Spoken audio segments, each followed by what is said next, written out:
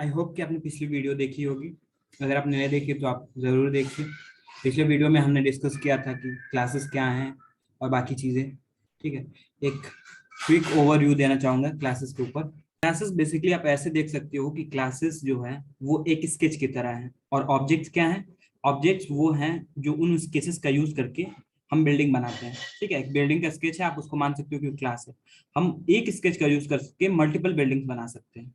Same उसी तरह से हम एक क्लास का यूज करके मल्टीपल ऑब्जेक्ट्स डिक्लेयर कर सकते हैं, उसके अंदर मल्टीपल वैल्यूज डिक्लेयर कर सकते हैं, उनका यूज कर सकते हैं, उसके अंदर जो भी चीजें हैं क्लास के अंदर डिफाइन है इसको यूज कर सकते हैं। अभी जो एक्सटेंड करते हैं, जो इनहेरिट करते हैं नए क्लासेस को, जो चाइल्ड क्लासेस या सब क्लासेस जिनको हम बोलते हैं, वो कैसा, वो समझ लो कि आपने मेन स्केच को यूज किया, उसके अंदर कुछ मॉडिफिकेशन की है और एक नया स्केच तैयार कर दिया, तो उनको बोल सकते हो आप सब क्लासेस। ठीक है, आप क्लास ए को मतलब कि फर्स्ट क्लास को एक्सटेंड करते हो और सेकेंड क्लास बनाते हो, उससे क्या होता है? उससे ये होता है कि फर्स्ट क्लास की प्रॉपर्टीज आती हैं और आप चाहो तो उसके अंदर कुछ नई प्रॉपर्टीज क्रिएट कर सकते हो। तो अभी चलते हैं कोडजिंगर के क्वेश्चन को देखते हैं। तो सबसे पहले हम क्वेश्चन को देखते हैं, क्वेश्चन क्या कह रहा है। ठीक है, तो हमको क्या करना है, एक क्लास बनाना है और उसके बाद उसके अंदर कौन कौन से मेथड होने चाहिए? उसके अंदर मेथड होना चाहिए रिजर्व, ठीक है, जिसके अंदर वैल्यूज होने चाहिए सीड्स और टाइप ऑफ सीड्स। ठीक है, दो पैरामीटर्स होने चाहिए। फिर उसके बाद हमको बनाने हैं एक और मेथड जिसका नाम है गेट अवेलेबल सीड्स। ओके, दो मेथड्स डिफाइन करना है। अगला क्या बोल रहा है कि हमको रिजर्वेशन बस नाम का एक और क्लास बनाना है और जो हमारा रिजर्वेशन क्लास था उसको एक्सटेंड करना है। ठीक है, उसके अंदर टोटल सीट्स होंगे, ठीक है, कंस्ट्रक्टर के फॉर्म में। उसके बाद क्या है, उसके अंदर एक और हमको मेथड बनाना है, वो है रिजर्व। ठीक है, बेसिकली हमको रिजर्व पिछले वाले मेथड को यूज करना है। ठीक है, उसके बाद हमको क्या बोल रहा है कि एक और क्लास बनाना है जो कि होगा ट्रेन, और इसको भी हमको जो हमारा मेन रिजर्वेशन क्लास था उससे एक्सटेंड करना है। ठीक है, इसके अंदर तीन चीजें हैं, अपर अपर बर्थ है, लोअर बर्थ है, मिडिल बर्थ है, ये तीनों पैरामीटर्स हैं कंस्ट्रक्टर के। उसके बाद हमको रिजर्व का यूज करना है, रिजर्व मेथड का यूज करना है उनकी प्रॉपर्टीज देने के लिए। ठीक है, तो चलो यार देखते हैं कैसे बनाएंगे। तो सबसे पहले हम क्या करते हैं कि हम बनाते हैं एक क्लास। उससे पहले हम वैल्यूज को ले लेते हैं जो हमको इनपुट से मिलेंगी, उसके बाद हम क्लास डिफाइन करेंगे। तो सबसे पहले वैल्यूज ले लेते हैं इनपुट से। तो हमने चारों इनपुट्स को ले लिया। ठीक है, हमने ये लिखा और ए बी सी डी चार वैल्यूज आ रहे हैं, हम चार वैल्यूज के अंदर स्टोर कर रहे हैं, उसके बाद सॉल्यूशन को कॉल कर रहे हैं। ठीक है, आगे का प्रोसेस हमारा सॉल्यूशन से होगा। बेसिकली ए का मतलब क्या हुआ, ए का मतलब है कि टाइप ऑफ, ठीक है, कि किस टाइप का वो करना है, रिजर्वेशन बस के लिए करना है कि ट्रेन के लिए करना है। ठीक है, बी जो है हमारा वो नंबर ऑफ सीट्स अवेलेबल बताएगा कि कितने सीट्स अवेलेबल हैं। ठीक है, सी हमारा बताएगा कि हमको कितनी बुकिंग्स करनी है, और डी हमारा ये बताएगा कि कौन कौन से के लिए कौन कौन से बुकिंग करनी है, मतलब कितनी सीट्स को रिजर्व करना है। ओके, तो हमने चारों वैल्यूज को इधर से एक्सपोर्ट कर दिया।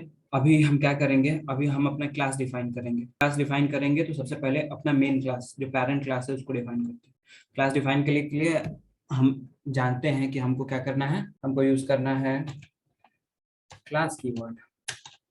उसके बाद हमारा क्लास का नाम है रिजर्वेशन। यार जैसे हमको रिजर्वेशन में जैसे हमको बोला था, ठीक है, जैसे हमको बोला वैसे वैसे हमको करते जाना। ठीक है, हमने सिंपली एक क्लास हमने बनाया, ठीक है, उसके अंदर एक कंस्ट्रक्टर डिफाइन किया, उसके अंदर थ्री पैरामीटर्स ले लिए हैं कंस्ट्रक्टर के।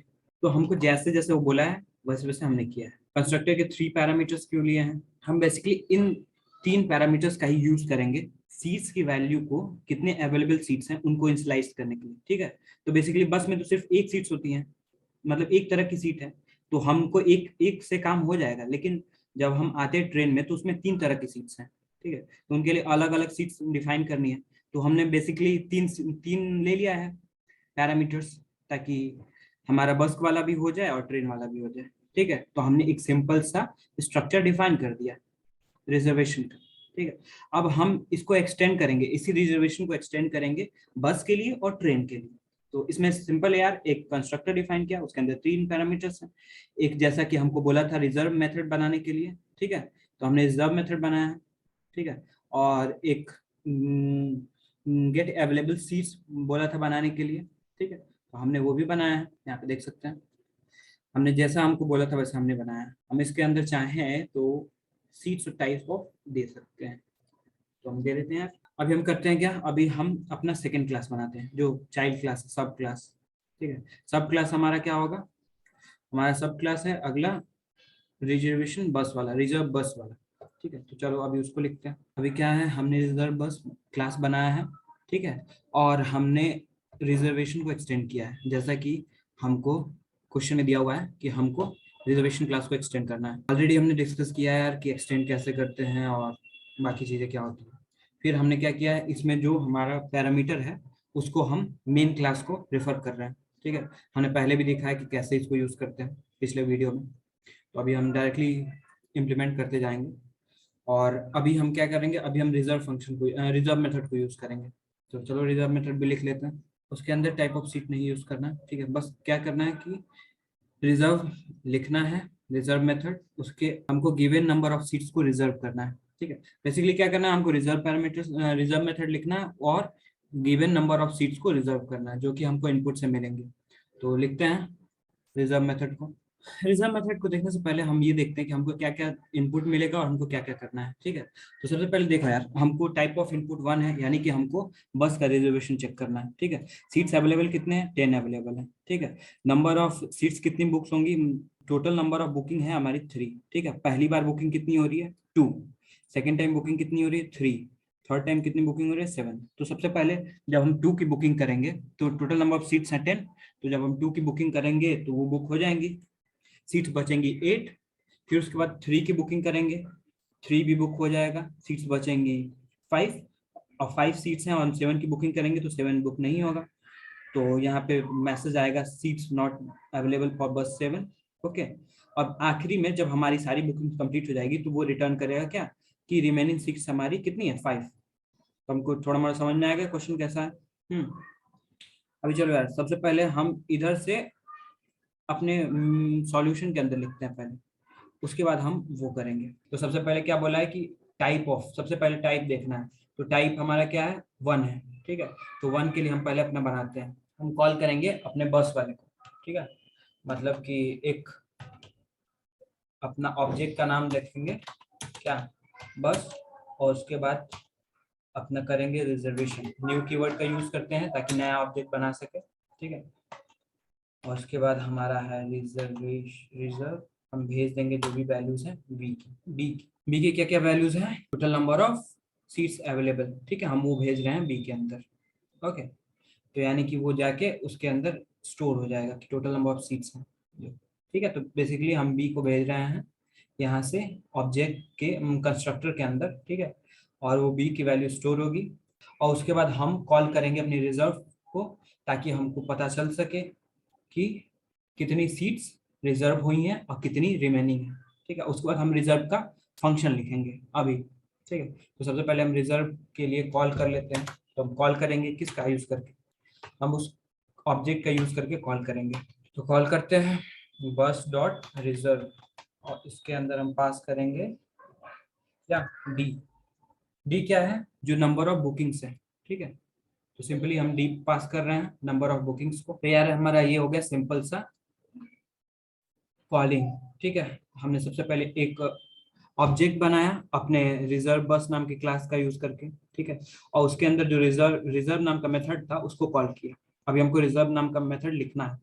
ठीक है, जो कि बस के अंदर है। ठीक है, तो हमारा सिंपल सा बात है यार। अब देखो कैसे रिजर्व मेथड लिखते हैं। तो सबसे पहले हम क्या करेंगे, मेथड का नाम देंगे जो कि है रिजर्व। जैसे कि हमने देखा था कि कैसे हम मेथड्स लिखते हैं, कैसे कॉल करते हैं पिछले वीडियो में। तो हमने रिजर्व लिख लिया है, रिजर्व फंक्शन हमारे बस के लिए।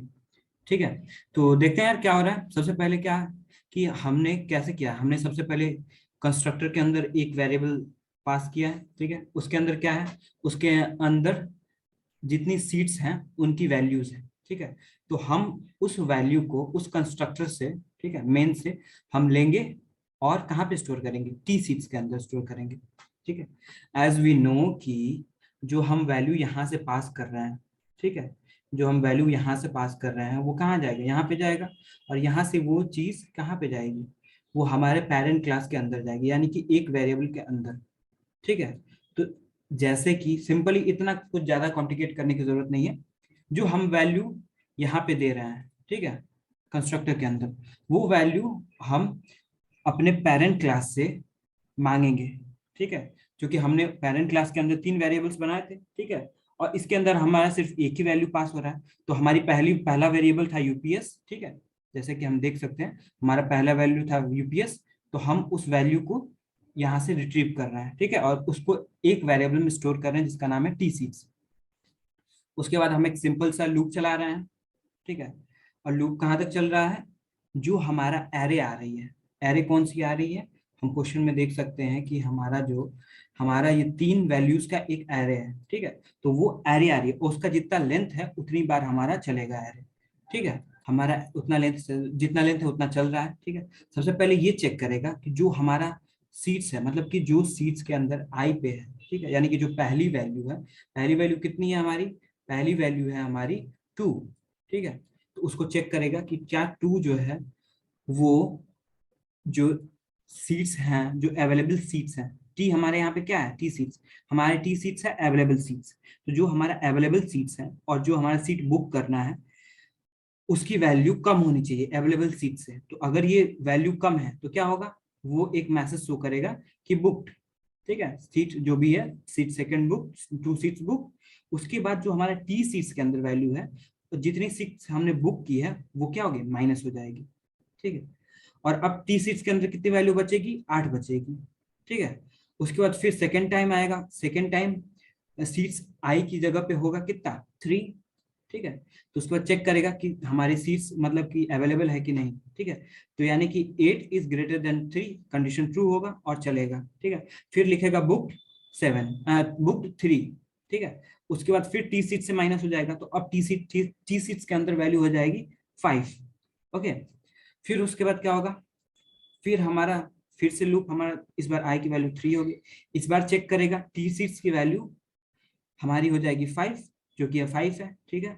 अब उसके बाद जो हमारी बुक करनी है वैल्यू वो कितनी है, 7, तो हम चेक करेगा तो यहाँ पे कंडीशन फॉल्स होगा, कंडीशन फॉल्स होगा तो ये वाला कंडीशन प्रिंट होगा, ये वाला स्टेटमेंट, और प्रिंट होगा क्या, सीट्स नॉट अवेलेबल फॉर बस, और सीट नंबर मतलब कि 7, ठीक है, जो सीट्स है 7, ओके। तो 7 के लिए हमारे पास सीट्स अवेलेबल नहीं है, ठीक है, 7 सीट्स अवेलेबल नहीं है तो वो बता देगा।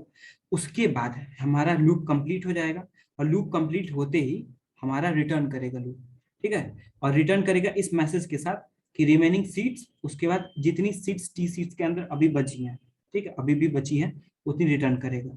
और ये सारी चीजें कैसे हो रही हैं, हम जब रिजर्व का कॉल कर रहे हैं, कौन से रिजर्व को कॉल कर रहे हैं, जो बस के अंदर का रिजर्व है, रिजर्व है, ठीक है, जो हमने बस के अंदर रिजर्व बनाया है हम उसको कॉल कर रहे हैं, ठीक है, और उसके अंदर जो हमको सीट्स बुक करनी है उसको डाल रहे हैं, ठीक है, और वो जो सीट्स डाल मतलब कि भेज रहे हैं, वो ये सीट्स हैं, यहाँ पे आ रही हैं, रिसीव हो रही है, ठीक है, और उन्हीं सीट्स का हम यूज करके एक एक को बुक कर रहे हैं और ये मैसेज शो कर रहे हैं, ठीक है। चलो इनिशियल स्टेज में देखते हैं कि क्या ये काम करता है। तो हम अभी इतना देखेंगे कि हमारा अभी सीट्स जो बस के लिए हम बुक किए हैं वो सही से काम कर रहे हैं कि नहीं कर रहे हैं। तो चलो रन करते हैं, हमारा एज एक्सपेक्टेड बुकिंग हो रही है, ठीक है। अभी हम क्या करेंगे, अभी हम ट्रेन का रिजर्वेशन के लिए लिखेंगे, ठीक है। तो अगर हमारा ए जो है उसका टाइप है 2, यानी कि वो क्या है, ट्रेन के लिए, तो हम यहाँ पे सिंपली लगाएंगे एल्स, हमको टाइप देने की कोई जरूरत नहीं है, और उसके बाद करेंगे क्या, सेम उसी तरह से हम लिख लेंगे। इस बार हम एक बनाएंगे ऑब्जेक्ट ट्रेन के लिए, रिजर्व ट्रेन के लिए, तो बनाते हैं कंस्ट्रक्ट ट्रेन नाम का ऑब्जेक्ट हम बना देते हैं। उसके बाद न्यू यूज करते हैं, उसके बाद लिखते हैं रिजर्व, उसके बाद हम भेज देते हैं अपनी जो भी सीट्स हैं, ठीक है, हम इसको सीट्स लिख लेते हैं बी की जगह, और हम डी को लिख लेते हैं क्या, जो सीट्स बुक करनी है, ठीक है, तो हम लिख लेते हैं इसको बी सीट्स। यहाँ पे भी हम कॉल करेंगे ट्रेन के रिजर्व मेथड को।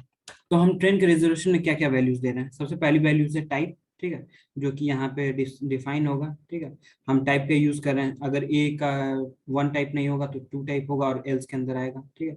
उसके बाद क्या है, सेकेंड लाइन में है हमारा जो सीट्स अवेलेबल है, ठीक है, और थर्ड क्या है, थर्ड है हमारा नंबर ऑफ बुकिंग्स, कितनी बुकिंग्स हैं, ठीक है। तो इसमें भी अब इसमें एक और कैच है कि अपर बर्थ के लिए 1 है, मिडिल बर्थ के लिए 2 है, मिडिल बर्थ के लिए 2 है, लोअर बर्थ के लिए 3 है। ठीक है, तो हमारा ये पहला है जो वो अपर बर्थ के लिए है, 12 है लोअर बर्थ के लिए, अरे मिडिल बर्थ के लिए, और 40 लोअर बर्थ के लिए। ठीक है, तो हमको बुकिंग्स करनी है, तो सबसे पहली बुकिंग करनी है अपर बर्थ के अंदर 7। ठीक है, उसके बाद मिडिल बर्थ के अंदर 15, फिर लोअर बर्थ के अंदर 1। ठीक है, अभी हमने एक सिंपल सा ऑब्जेक्ट बनाया है रिजर्व ट्रेन नाम के क्लास का यूज करके। उसके अंदर हम जो अवेलेबल सीट्स हैं वो हम डाल रहे हैं। ठीक है, उसके बाद उसके अंदर जो रिजर्व फंक्शन है उसको हम कॉल कर रहे हैं, और उस रिजर्व फंक्शन के पैरामीटर्स के अंदर हम दे रहे हैं क्या, जो सीट्स हमको बुक करनी है। ठीक है, तो चलो अभी देखते हैं क्या कर सकते हैं। तो सबसे पहले आप चलो लिखते हैं अपना क्लास रिजर्व ट्रेन। हमको चूंकि 3 में अलग अलग बुकिंग करनी है, उसमें क्या था, उसमें सिर्फ एक टाइप की बुकिंग थी, लेकिन इसमें 3 टाइप्स की बुकिंग है, लोअर बर्थ है, अपर बर्थ है, मिडिल बर्थ है। ठीक है, तो हम टोटल 3 वेरिएबल्स लेंगे। ठीक है, और ताकि उनका यूज कर सकें आगे बुकिंग्स को इनिशिएट करने के लिए। तो हम सबसे पहले लेते हैं अपना पहला वेरिएबल अपर बर्थ के लिए। हम वेरिएबल ले लेते हैं यूपीएस। सबसे पहले कंस्ट्रक्टर डिफाइन करना पड़ेगा ना, कंस्ट्रक्टर के अंदर तो हमने कंस्ट्रक्टर डिफाइन कर लिया। ठीक है, और हम सुपर के यूज करके उनको पेरेंट क्लास में पेरेंट वैल्यूज के साथ वो कर देंगे असाइन। ठीक है, अभी हम क्या करते हैं, अभी हम रिजर्व बनाते हैं मेथड। तो बनाते हैं method reserve as we know कि उसके अंदर हम लेंगे सीट्स। उसके अंदर हम 3 वैल्यूज ले लेंगे जो कि हमारा टोटल अवेलेबल सीट्स का डिटेल रहेगा। ठीक है, तो हम डिफाइन करते हैं 3 वेरिएबल्स, सेम वेरिएबल ले लेते हैं, same name, UPS equals to this dot UPS, यानी कि जो पेरेंट क्लास में यूपीएस है हम उसको उठा रहे हैं। ठीक है, उसके अंदर जो भी वैल्यू है, जो भी कंस्ट्रक्टर के अंदर वैल्यूज आई हैं, ठीक है, टोटल 3 वैल्यूज आई होंगी, तो उन तीनों को हम, क्योंकि ट्रे में 3 वर्ड्स करने थे तो 3 वैल्यूज आई होंगी, तो उनको हम उठा रहे हैं। तो हमने 3 वेरिएबल्स के अंदर स्टोर करा लिया है। ये है अपर बर्थ की अवेलेबल सीट है, मिडिल बर्थ की अवेलेबल सीट है, लोअर बर्थ की अवेलेबल सीट। तो टोटल तीनों बर्थ की हम सीट्स अवेलेबल, जो अवेलेबल सीट्स हैं वो इन तीनों वेरिएबल्स के अंदर स्टोर करा लिए हैं। ठीक है, वो सीट्स कहाँ से आ रही हैं, वो यहाँ से आ रही है, वो कंस्ट्रक्टर के अंदर से आ रही है। ठीक है, जो हमने ऑब्जेक्ट बनाते टाइम दिया था। ठीक है, तो अभी क्या करते हैं, अभी हम फंक्शन लिख लेते हैं। तो हमने एक फॉर लूप लगाया। ठीक है, सिंपली फॉर लूप को हम 2 टाइम्स चला रहे हैं। 2 टाइम्स क्यों चला रहे हैं, क्योंकि हमको जो इनपुट मिलेगा, ठीक है, सबसे पहले हमको 2 टाइम्स का इनपुट चाहिए। सबसे पहला जो चीज़ है वो बता रहा है टाइप ऑफ, ठीक है, और दूसरा वैल्यू कितना बुक करना है। ठीक है, पहले कि कहाँ बुक करना है, पहला ये यहाँ पे 1 और 7, इसका मतलब ये है कि अपर बर्थ में, यानी कि यूपीएस में अपर बर्थ में हमको 7 बुक करना है।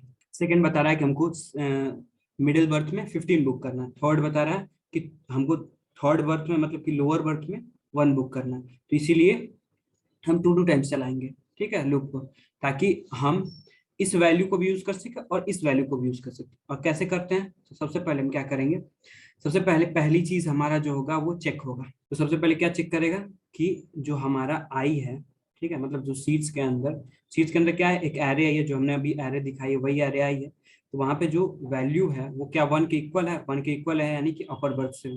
ठीक है, अपर बर्थ से है, यानी कि हम सबसे पहले चेक करेंगे यूपीएस के अंदर क्या है, हमारे यूपीएस के अंदर अपर बर्थ की सीट्स है, टोटल अवेलेबल सीट्स है। ठीक है, जो हमने ऑलरेडी उसके अंदर स्टोर कराई है।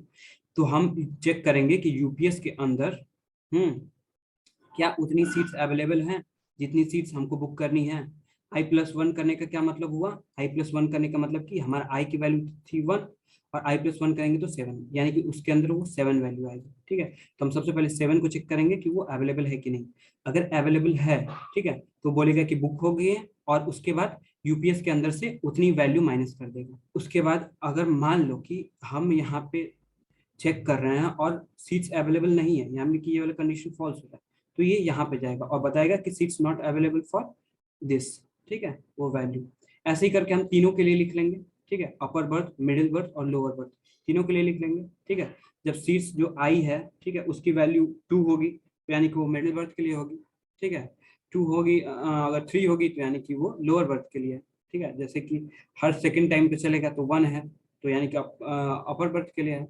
2 है यानी कि मिडिल बर्थ के लिए, और 3 है यानी कि लोअर बर्थ के लिए। तो हम उन तीनों के लिए एक एक कंडीशन लिख लेंगे, ठीक है। उसके बाद आखिरी में हम सारे जितने भी बचे हुए सीट्स आएंगे उनको प्लस करके रिटर्न कर देंगे। तो हमने सेम चीज सेकंड के लिए भी की, ठीक है। जो एमपीएस है, मिडिल बर्थ जो है, उसके लिए भी सेम चीज हमने लिखी है। जो एलपीएस यूपीएस के लिए लिखी है, मतलब कि अपर बर्थ के लिए लिखी है, फिर सेम चीज हमने लोअर बर्थ के लिए भी लिखी है। जब सारी सीट्स बुकड हो जाएंगी तो उसके बाद जितनी रिमेन सीट बचेंगी उनको हम रिटर्न कर देंगे, ठीक है। और वहां पे रिटर्न होके वो डायरेक्टली जहां से कॉल हो रहा है वहां पे रिटर्न हो जाएगा, ठीक है। आई होप कि आपको थोड़ा मोड़ा तो आइडिया आ ही गया होगा। उसके बाद यार आप सॉल्व करोगे तो आपको अच्छे से आइडिया लग जाएगा। और अगर कोई कंफ्यूजन है तो आप हमसे पूछ सकते हो, मैसेज कर सकते हो। एंड देख यार, सिंपली कुछ हो नहीं रहा है, सिंपली एकदम सिंपल है। यहाँ पे सबसे पहले हमको क्या मिल रही है, हम कंस्ट्रक्टर, अरे हम बताते हैं एक बार। यहाँ पे सबसे पहले हम वो सीट्स पास कर रहे हैं जो सीट्स अवेलेबल हैं, ठीक है। जो सीट्स अवेलेबल हैं वो यहाँ से पास हो रहे हैं, और जो सीट्स बुक करने हैं वो यहाँ से पास हो रहा है, ठीक है। तो जो अवेलेबल सीट्स हैं उनमें से हमने अलग अलग कर लिया है उनको। सबसे पहले यूपीएस के अंदर हमने डाल दिया जो अपर बर्थ की सीट्स अवेलेबल हैं, फिर एमपीएस के अंदर डाल दिया जो मिडिल बर्थ की सीट्स अवेलेबल है, फिर लोअर बर्थ की सीट जो अंदर अवेलेबल है वो एलपीएस के अंदर डाल दिया, ठीक है। उसके बाद हमने क्या किया है, एक एक सीट्स को चेक कर लिया कि कौन कौन सी बुकिंग करनी है।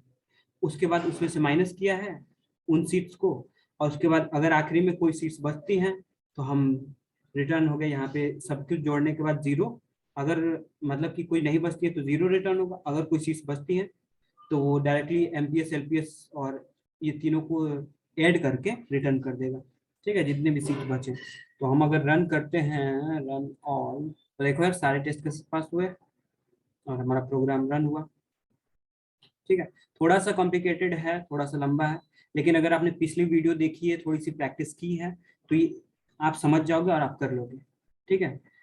और एक बार देख लो पूरा कोड, आप चाहो तो ये पॉज करके समझ सकते हो, देख सकते हो कैसे काम हो रहा है। वैसे भी पिछले वीडियो में मैंने इस चीज़ को अच्छे से एक्सप्लेन किया था, आप चाहो तो वो वीडियो देख के इसको इम्प्लीमेंट कर सकते हो। एंड आई होप कि थोड़ा मोड़ा आपको समझ में आया होगा। थोड़ा मोड़ा अगर समझ में आया और आप अपने से कोशिश करते हो तो हो जाएगा, ठीक है। That's all.